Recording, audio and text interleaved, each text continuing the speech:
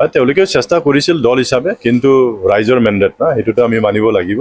কাৰণ যোৱা 5টা বছৰে তেওঁলোকে একেলগে চৰকাৰ কৰিছিল আৰু প্ৰমোদ বড়ো ডাঙৰীয়াটো ইমান ডাঙৰ ডাঙৰ কথা কৈছিলে যে বিটিআৰ চুক্তিৰ যোগেদি তেওঁলোকে এটা পৰিৱৰ্তন আনিম বুলি তেওঁলোকে কৈছিল।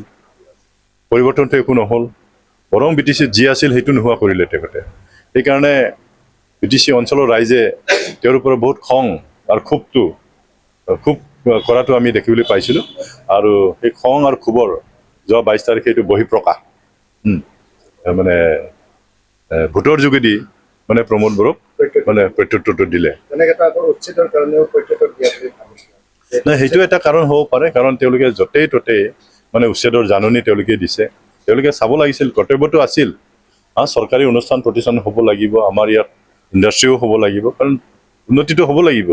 সেইবুলি গাঁৱৰ মানুহবিলাকক উচ্ছেদ কৰি ইণ্ডাষ্ট্ৰী বহোৱাটো বা চৰকাৰী অনুষ্ঠান প্ৰতিষ্ঠান বনোৱাটো সেইটো কোনো ক্ষেত্ৰত যুক্তিসংগত নহয়। আমি চাব লাগিব ক'ত খালী মাটি আছে, ক'ত চৰকাৰী মাটি আছে, সেইবিলাক আমি চাই চিতি আমি ইণ্ডাষ্ট্ৰী বনাব লাগিব, বিভিন্ন আন্তঃগাঁথনি আমি নিৰ্মাণ কৰিব লাগিব। তো তেওঁলোকে সেইবিলাক চিন্তা নকৰিলে, যধে মধে তেওঁলোকে ইলেকশ্যন নটিচ দিলে, সেইকাৰণে মানুহবিলাকে দুখ পাইছে।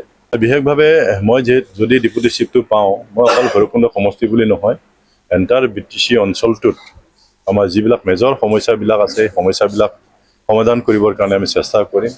কেন্দ্ৰীয় চৰকাৰৰ পৰা হওক, ৰাজ্য চৰকাৰৰ পৰা হওক, যথেষ্ট আমি পুঁজি আনিব লাগিব।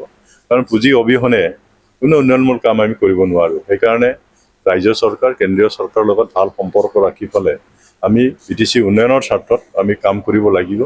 ইয়াত বিভিন্ন জাতি জনগোষ্ঠী আছে, সেই বিভিন্ন জাতি জনগোষ্ঠীৰ লোকসকলক লৈ পেলাই আমি বিচাৰত লৈ পেলাই আমি কাম কৰিব লাগিব। আমি যাতে ইয়াত পাৰ্মানেণ্ট এটা শান্তিটো যাতে স্থাপন কৰিব পাৰোঁ। গোটেই বিটিচি অঞ্চলত আমাৰ বহুত সমস্যা আছে। বিশেষভাৱে এতিয়াও কেইটামান ডাঙৰ ডাঙৰ দলং কৰিব লাগিব। আৰু গৰাখহনীয়া, যিহেতু ভূটান আৰু অৰুণাচলৰ পৰা খৰস্ৰোতা নদী আছে, বহুত নদী গৰাখহনীয়া বহুত আছে, সেইবিলাকৰো সমস্যা সমাধান কৰিব লাগিব। বিভিন্ন ধৰণৰ আন্তঃগাঁথনি আমি নিৰ্মাণ কৰিব লাগিব। সেইবিলাক ইছ্যু লৈয়ে আমি আগবাঢ়িছোঁ। আৰু মেজৰ সমস্যাটো হ'ল আমাৰ গোটেই বিটিচি অঞ্চলত মাটি বাৰীৰ সমস্যাটো আছে। এতিয়া ৰাইজে সেইটোৱে বিচাৰিছে, মাটি বাৰীৰ সমস্যাটো একদম সমাধান হ'ব লাগে। আৰু ইতিমধ্যে আমি BPF দল হিচাপে সেইটো সিদ্ধান্ত লৈছোঁ, আমাৰ দলীয় সভাতে সিদ্ধান্ত লৈছোঁ যে চৰকাৰ যদি আমি কৰিব পাৰোঁ, তেতিয়াহ'লে মাটি বাৰীৰ সমস্যা মানে মানুহবিলাকক, ৰাইজক আমি ম্যাদী পাট্টা কৰি দিয়া, সেই কথাবিলাক আমি ইতিমধ্যে আমাৰ নিৰ্বাচনী ইস্তাহাৰতো সেইটো ইতিমধ্যে আমি প্ৰকাশ কৰিছোঁ। আৰু সেইমতে কাম কৰিবৰ কাৰণে আমি আগবাঢ়িম। এই সুযোগটো আমি নিদিম, কাৰণ আমাৰ এইবাৰ আমি পৰিকল্পনা লৈছোঁ, another 15 yearsৰ কাৰণে আমি চৰকাৰত থাকিম, ক্ষমতা দখলত থাকিম আমি। আৰু সেইকাৰণে আমাৰ এটা অভিজ্ঞতা হ'ল, মোৰ নিজেই 20টা বছৰ যিহেতু MLA আছিলোঁ, মই 10টা বছৰ মন্ত্ৰী আছিলোঁ। এই কণ্টিনিউ পাৱাৰত থকাৰ কাৰণে আমাৰো মাজত কিছু ভুলটো হৈছিল। যোৱা 5টা বছৰত আমাৰ এটা ডাঙৰ অভিজ্ঞতা হৈ গ'ল, আৰু সেইকাৰণে এই ভুলবিলাক নিশ্চয় আমাৰ নহ'ব। আৰু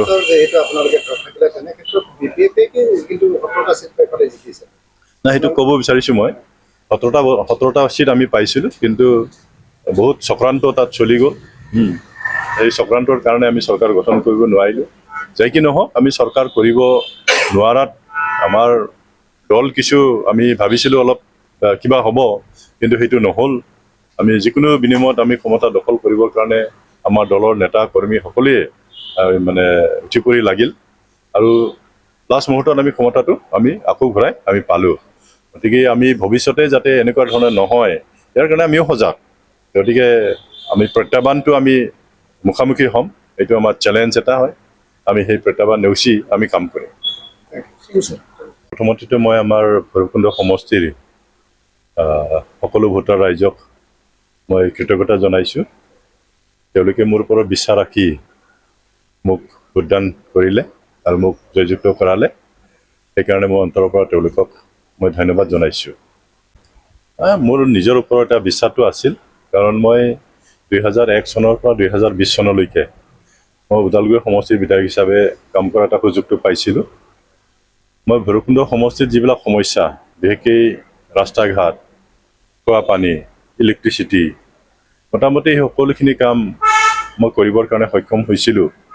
আৰু সেইকাৰণে অঞ্চলটোৰ ৰাইজে মোৰ ওপৰত সম্পূৰ্ণ বিশ্বাস আছিল যে এজন দক্ষতা থকা ব্যক্তি হয়, আমাৰ সমস্যাবিলাক তেখেতে সমাধান কৰি দিছে আৰু মোক বাদ দি তেওঁলোকে কেতিয়াও বেলেগক ভোট নিদিব টকা পইচা যথেষ্ট খৰচ কৰিছে UPPL আৰু BJP দলে মানুহবিলাকক কিনিব চেষ্টা কৰিছিল তেওঁলোকে কিন্তু তেওঁলোকৰ টকা পইচাটো কাম নিদিলে তেওঁলোকে ৰাইজে জানে আৰু ৰাইজৰ একচুৱেলি সমস্যাটোহে ডাঙৰ কথা গতিকে সমস্যা সমাধান হ'ব লাগিলে এজন কাম কৰা ব্যক্তি লাগিব আৰু সেইকাৰণে তেওঁলোকে মোকে প্ৰথম চইচ হিচাপে তেওঁলোকে ল'লে সেইকাৰণে মোক তেওঁলোকে ভোটদান কৰিলে যদিও UPPL আৰু BJP দলৰ UPPL দলৰ এজন ডেপুটি চিফ আছিলে আমাৰ গোবিন্দ বসুমতাৰী তেওঁৱেই ডেপুটি চিফ আছিল তেওঁৱেই বিধায়ক যথেষ্ট ক্ষমতা থকা যথেষ্ট টকা পইচা থকা ব্যক্তি আৰু বহুত টকা খৰচ কৰিছে তেওঁলোকে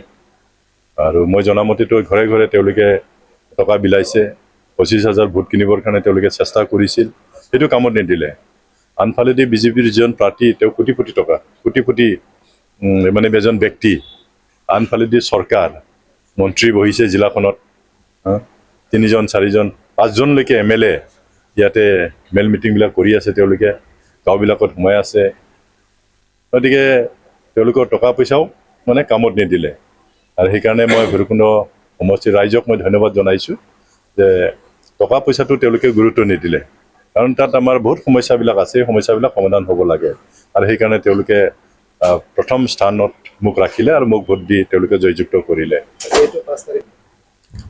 হয় মই আমাৰ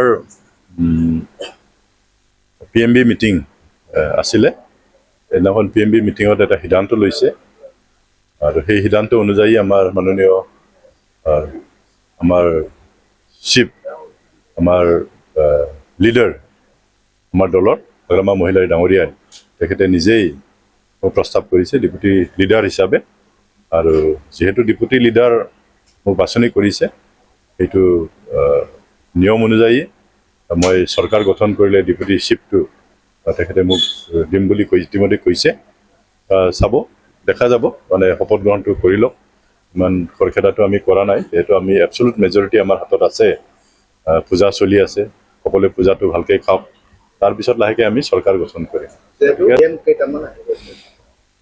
EM কেইটা আহিব মই এতিয়া সঠিককৈ মই ক'ব নোৱাৰিম মুঠতে EM আমি পাম ওদালগুৰি জিলাত আৰু সেইটো আমি দাবী জনাওঁ বিশেষকৈ আমি যোৱা 5টা বছৰ আমি ওদালগুৰি জিলাৰ ৰাইজৰ লগত একদম ক্লোজ আমাৰ কণ্টেক্ট আছিলে বিভিন্ন ধৰণে মেল মিটিংবিলাক আমি কৰিছোঁ দলক আমি সক্ৰিয় কৰিছোঁ আমি যথেষ্ট কষ্ট কৰিছোঁ যোৱা 5টা বছৰ আৰু এই কষ্টৰ ফল হিচাপে এইবাৰ আমি পাইছোঁ মানে ওদালগুৰিৰ ৰাইজে আমাক বিশ্বাসত ল'লে মানে যোৱা 5টা বছৰে তেওঁলোকে যিহেতু একো কাম নকৰিলে ক্ষমতা তেওঁলোকে পাইছিল ডেপুটি চিফ আছিল EM আছিল আমাৰ ওদালগুৰি জিলাত তৎসত্ত্বেও তেওঁলোকক নস্যাৎ কৰি BPF দলক তেওঁলোকে ৰাইজে সমৰ্থন কৰিছে নিশ্চয় কিবা এটা আছে কাৰণ 5টা বছৰত তেওঁলোকে যিখিনি কথা দিছিলে ৰাইজক বিভিন্ন ধৰণে কাম কৰিম বুলি এটাও তেওঁলোকে কাম কৰিব নোৱাৰিলে আৰু সেই নোৱাৰাৰ ফলত যোৱা 22 তাৰিখৰ যিটো নিৰ্বাচন সেই নিৰ্বাচনত UPPL দলক তেওঁলোকে প্ৰত্যুত্তৰ জনালে